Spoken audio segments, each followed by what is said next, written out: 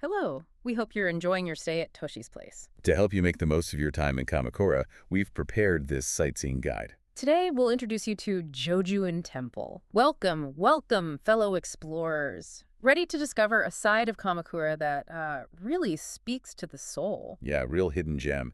And it's actually just a short walk from where you're staying at Toshi's place. Exactly. Forget the main tourist trail to the Great Buddha for just a moment. I mean, Yeah. it's amazing, don't get me wrong. Oh, absolutely. But today, we're offering a bit of a shortcut, a path to a really unique, deeply enriching Kamakura experience. We're talking about the absolutely enchanting Jojuin Temple. That's the one. Imagine this, a place where, like, centuries of history just whisper through these ancient trees, where you get these incredible ocean views that just make you want to stop and, well, breathe. And where people bring their heartfelt wishes, for connection, for happiness. It all sort of weaves together there.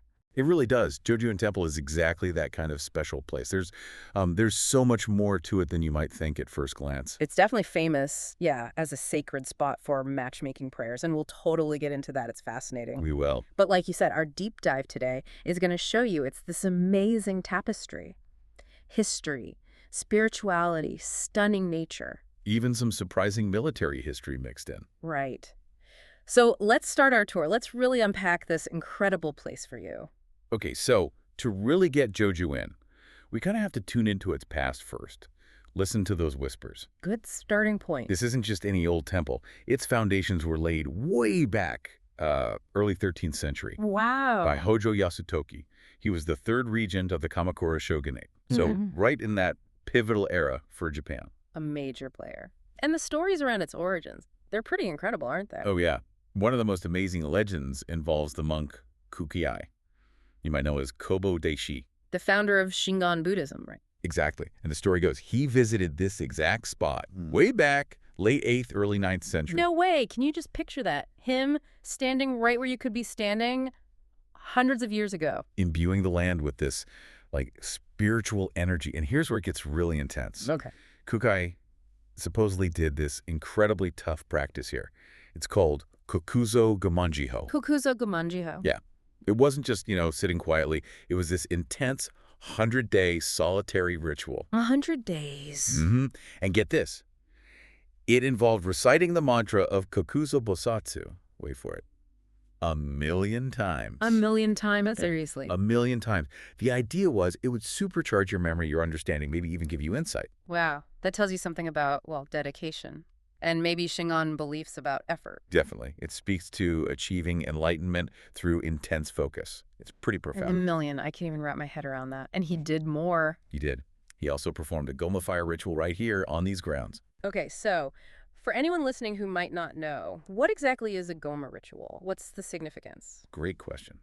Basically, a Goma ritual involves burning offerings like wood sticks with prayers written on them in a specially prepared sacred fire, Ah, okay. often while chanting mantras. It's symbolic, really. It's about burning away worldly desires, purifying things, and the smoke is believed to carry your prayers up to the deities. So Kukai's ritual here was meant to, purify the land itself and bring peace. Exactly, creating this sacred space that people feel even today. But like a lot of places in Kamakura, it didn't have an easy history. It faced destruction, right? Sadly, yes. Early 14th century, Nida Yoshisada attacked Kamakura, and the temple was destroyed in the fighting. Oh, man. But its spirit, it survived, and it was beautifully rebuilt much later, late 17th century, by a monk named Yusen during the Edo period. Like a phoenix from the ashes. That resilience is amazing. Totally. And interestingly, about its location, Oh. it wasn't just picked for the good vibes or the view. The hill Jojuin sits on, it was actually a key military spot back in the day. Really? A stronghold? Yeah, part of Kamakura's coastal defense. Those great views were strategically vital in, well, more turbulent times. That contrast is fascinating, isn't it? This peaceful temple on what was once basically a fortress. That's another layer for sure. Absolutely. A place with so many layers. Okay, so let's shift from the past to the present. Let's talk highlights. What do you actually see and feel when you visit today? What hits you first? Well, the approach itself is a big part of it. Your climb up starts with those famous 108 stone steps. Oh, yes, the steps. And it's not just about getting up the hill. Symbolically, those 108 steps represent the 108 earthly desires, or Bono in Buddhism. Right, right. So as But you it's climb, like you're mindfully shedding those desires step by step, builds the anticipation for what's at the top. It's a really thoughtful way to enter. and the reward at the top, Oh, well. isn't it incredible? Truly panoramic, Yeah. breathtaking views. You see Uegama Beach, Samokusa Beach, just stretching out. Hmm. The ocean sparking in the sun just opens everything up. Puts things in perspective for sure. Definitely have your camera ready for that. Prime photo op. Seriously, the views alone are worth the climb. But the real heart of Jojuin, well, it's inside. The deities, the devotion. Okay, so tell us about that. The main hall enshrines Fudo Myo. He's the principal deity, a powerful protector figure known for cutting through obstacles. Fierce looking, usually. Often, yeah. Yeah. You'll also find other important figures. Dinichi Nyorai Shokanen. That's part of a pilgrimage, right? The Kamakura 33 canon? That's it, site number 21. There's also a seated statue of Kukai himself, naturally, and Jiso Bosatsu, the protector of children. It's interesting, though, while they're all significant, one specific Fudo Myo there is really popular, the Enmusubi one. Ah, yes. The Enmusubi Fudo Myo. It's famous for Enmusubi, which usually translates to matchmaking or tying bonds. So lots of people looking for love go there. They do, but its blessings are actually seen as much broader than just romance. That's the cool part. Broader how? It's about fostering good connections in all areas of life. People pray for better relationships at work, success in their studies, help with parenting, even just general protection and positive ties within their community. Oh, I like that. It's about harmony in your whole life, not just finding a partner. Exactly. It's about purifying your path and creating positive bonds everywhere. Yeah. And traditionally, Fudomayo is believed to cut through those worldly desires we mentioned, ward off misfortune, which is why people request those Goma prayers and talismans here too, for purification, protection. Makes sense. Connecting everything. And speaking of connections, there are some really charming statues people seek out, right? Little spots for specific wishes. Oh yes, you have to look for these. Yeah. In front of the main hall, keep an eye out for a smaller statue. It looks like a couple, kind of arm in arm. The couple statue. That's the one. It's seen as a potent symbol for romantic success. Very popular. Okay, and here's that fun local tip we love sharing with guests, you listening. Go on. It's said that if you take a picture of this couple statue and set it as your phone wallpaper, It brings good luck and love. worth a shot, right? Totally. Give it a try. What's the harm? Send out those good vibes. Absolutely. And beyond romance, the temple also looks out for families. There's the Koyasu Jizo. Koyasu, child rearing. Exactly. Believed to help with fertility, safe childbirth, and just general parenting guidance. And right near there, you'll find the childbirth stones. Don't. 2 smooth, round stones. The belief is, if you touch them, it can bring blessings for, growing your family. The little interactive moments like that make it feel so personal. They really do. And don't miss the Nade Kairu, the stroking frog. A frog. It's this charming little statue. The symbolism is that Kairu means frog, but it also sounds like the word for return. So stroking the frog means happiness will return to you, especially if you approach it with a kind heart. Ah, I love that. Just a sweet little reminder about kindness bringing joy back. It's these little details. And then there's the seasonal beauty. That adds a whole other dimension. Oh yeah, it used to be famous for hydrangeas, didn't it? Hugely famous. For ages, it was nicknamed the Hydrangea Temple. The path leading up was lined with like 262 hydrangea bushes. Imagine that in early summer. A sea of blue and purple. Wow. But there's a story there, right, about where they went. There is, and it's really quite moving. Between 2013 and 2017, most of those hydrangeas were carefully moved Or now to where? to different temples in Minami-Sanriku. That's a town in Miyagi Prefecture, up north, which was very badly hit by the Great East Japan earthquake in 2011. Oh, wow. So sending the flowers was like... Exactly. A symbol of recovery, of remembrance, forging new bonds between communities, literally sending roots of hope. That's beautiful. And get this, the number, 262. It supposedly corresponds to the number of characters in the Heart Sutra.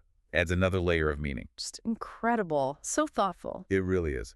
Now, don't worry, they didn't move all of them. As of our last check, there are still about 70 bushes along the path. Okay, good. So you still get that vibrant color burst in early summer with that amazing ocean view behind them. Still worth seeing then. And autumn. Autumn has its own charm now.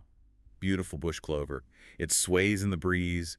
And fun fact, bush clover is the official flower of Miyagi Prefecture. A little nod to that connection. Exactly.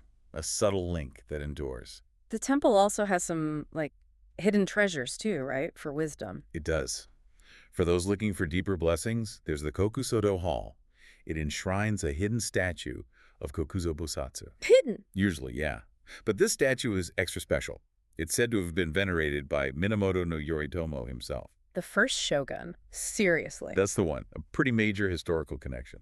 So when can you see this hidden statue? Only one day a year, January 13th. Just one day. Just one day. And on that day, they also hold special Goma fire rituals, like we talked about earlier, at 11 a.m. and 2 p.m. And Kokuzo Bosatsu is for? Wisdom and memory.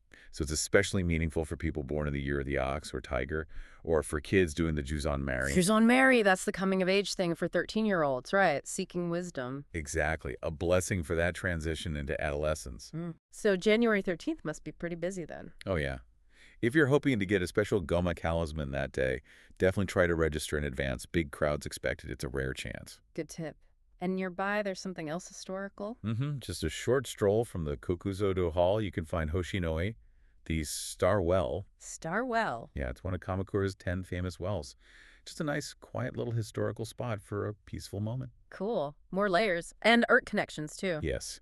You'll also see a replica statue of the ascetic monk Mangaku at Jojuin. Mangaku? He sounds familiar. Powerful figure.